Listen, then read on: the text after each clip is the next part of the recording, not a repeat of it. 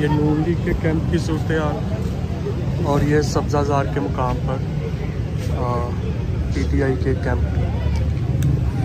انتخابات کا پس منظر اور سیاسی تناؤ حالیہ ضمنی انتخابات صرف نشستیں جیتنے کا مقابلہ نہیں تھے، بلکہ یہ عوامی اعتماد، پبلک ٹرسٹ اور سیاسی بیانیہ پولیٹیکل نیریٹو کی جنگ تھی۔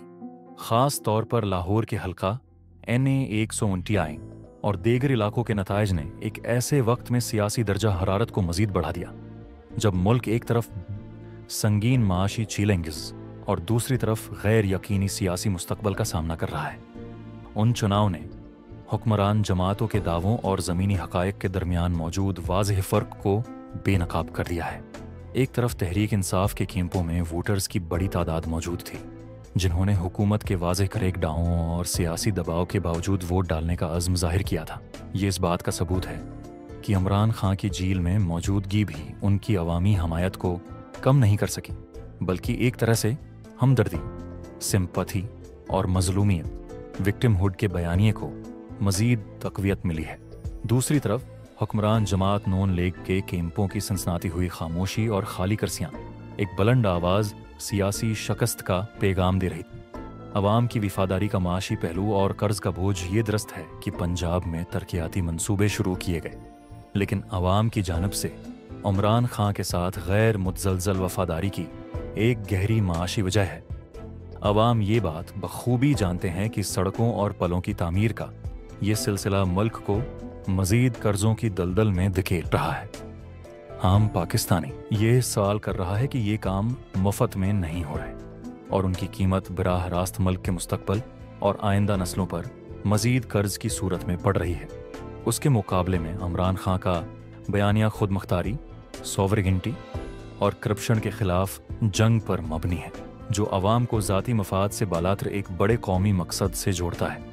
پاکستانی عوام نے اپنے ووٹ کے ذریعے قرض پر مبنی ترقی کو مسترد کر کے اصولوں اور وفاداری کو ترجیح دی ہے۔ 4. حکومتی طاقت کا غلط استعمال اور سیکیورٹی اداروں کا کردار۔ آپ نے فوج کی تعیناتی اور پھر پولیس کے ذریعے تشدد کے واقعات کا جو ذکر کیا ہے وہ انتہائی سنگین نوعیت کا ہے۔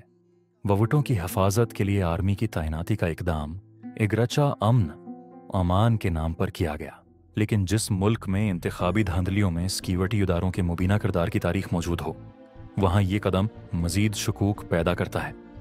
سب سے افسوسناک منظر وہ تھا جب حکمران جماعت نے عوام کا جوش و خروش PTI کے حق میں دیکھا۔ پولیس کے ذریعے ووٹرز اور کیمپ ورکرز کو تشدد کا نشانہ بنا کر بھگانا ایک مکمل طور پر غیر جمہوری اور آمرانہ عمل تھا۔ اس طرح کے اقدامات سے یہ ثابت ہوتا ہے کہ اگر یہ جماعتیں جیت بھی جائیں تو وہ عوامی مینڈیٹ کے بجائے طاقت اور جبر پر انحصار کر رہی ہیں۔ عوام کے دلوں میں عزت حاصل کرنے کا یہ طریقہ نہ کبھی کامیاب ہوا ہے اور نہ ہوگا۔ نئی آئینی ترامیم پر عوامی سطح پر شدید تحفظات موجود ہیں اور ان کے خلاف سڑکوں پر احتجاج اور بڑے پیمانے پر کریک ڈاؤن کی خبریں جمہوریت کے تابوت میں ایک اور کیل ثابت ہو رہی ہیں۔